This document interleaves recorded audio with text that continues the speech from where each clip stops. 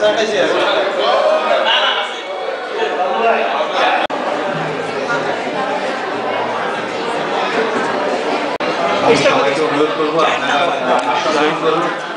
মনে হয় একটু জোরে জোরে বাজছে। আপনি আমার কথা শুনতে পাচ্ছেন?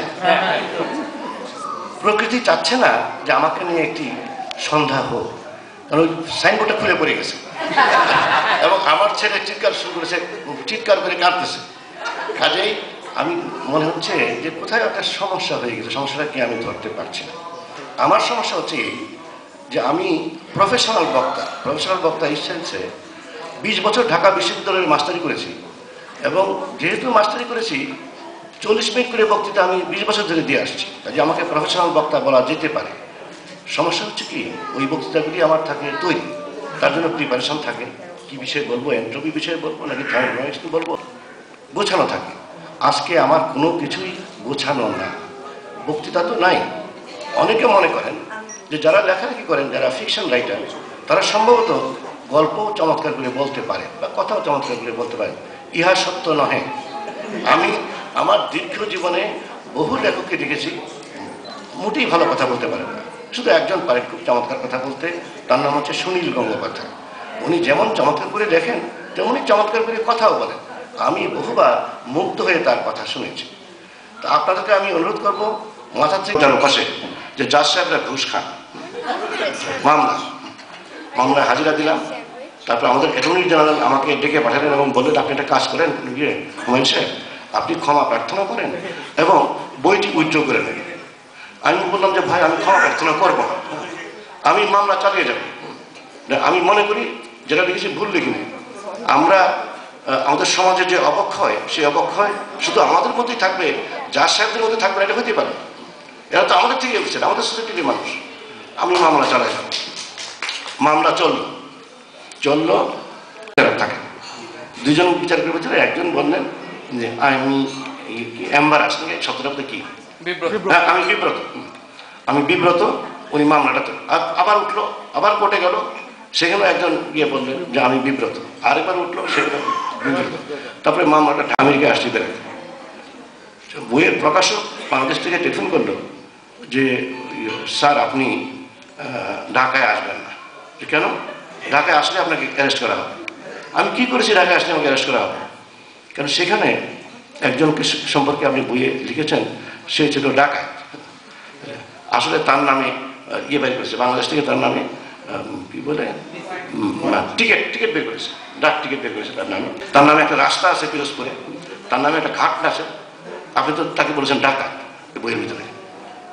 আচ্ছা, এবং তার ভাই, সে মারা গেছে মুক্তিযুদ্ধের সময়, তার ভাই আমার নামে 1 কোটি টাকা মানহানি মামলা করেছে।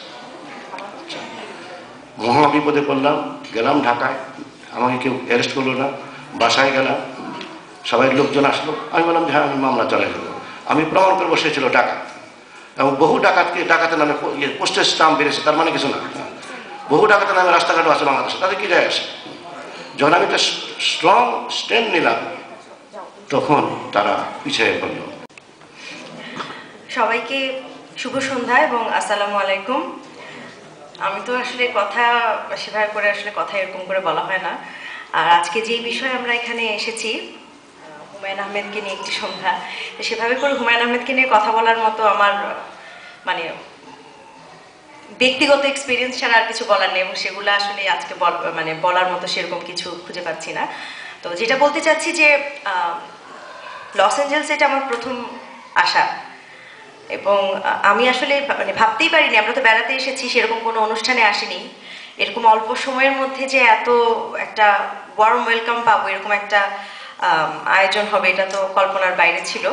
তো এই জন্য সবাইকে ধন্যবাদ। বিশেষ করে ব্যক্তিগত একটা এক্সপিরিয়েন্স, এটা না বললে আসলে আমার কাছে খারাপ লাগবে। বাচ্চু ভাইকে জিজ্ঞেস করছিলাম যে ইবনে মিজান সাহেব এসেছেন কিনা, উনি কোথায় আছেন, তো শুনলাম ওনার একটা সার্জারি হয়েছে, জন্য আসতে পারেননি। এটা আপনাদের জন্য খুবই একটা নতুন ইনফরমেশন। আপনারা আমাকে শ্রাবণ মেঘের দিন ছবিতে দেখেছেন, বা চন্দ্রকথা, 2 দুয়ারি, শ্যামল ছায়া, আমার আছে জল, অনেক ছবিতে দেখেছেন হুমায়ুন আহমেদ। আমার অভিনয় জীবনের শুরু কিন্তু ইবনে মিজানের ছবি দিয়ে, সেই জন্যই ওনার সঙ্গে আমার আজকে দেখা হলে আমার কাছে খুব ভালো লাগতো। আমার বয়স তখন 5.5 বছর। ওনার পরিচালনায় ছবির নাম ছিল আলাল দুলাল, এবং এখানে আমি সুচরিতার ছোটবেলার চরিত্রে অভিনয় করেছিলাম, একটি গানের লিপসিং করেছিলাম। তো এটা আমার জন্য একটা অনেক বড় এক্সপেরিয়েন্স ছিল সেই সময়ে। তো ওনার সঙ্গে দেখা হলে আমার কাছে খুব ভালো লাগতো। আর আমার কথা শুনতে খুব একটা ভালো লাগার কথা না, বরং আমি আপনাদেরকে যেটা কিছুটা ভালো লাগতে পারে আমি আপনাদেরকে 2 লাইন গান শোনাতে পারি। আমি আসলে হুমায়ুন আহমেদের লেখা একটি বর্ষার গান যে শোনাচ্ছি। যদি মন কাঁদে তুমি চলে এসো, এক বরষায় যদি মন কাঁদে তুমি চলে এসো, এক বরষায় এসো ঝড়ো ঝড়ো বৃষ্টিতে, জল ভরা দৃষ্টিতে, এসো কোমল শ্যামল ছায়, চলে এসো তুমি চলে এসো, এক বরষায় যদি মন কাঁদে তুমি চলে, ঝলকে ঝলকে নাচিবে বিজলি আলো,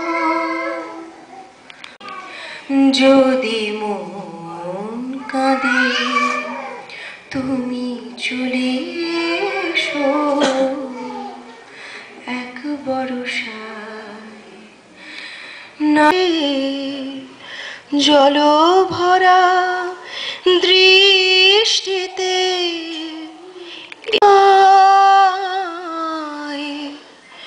চলে এসো তুমি চলে এসো, এক বরষায় যদি মন কাঁদে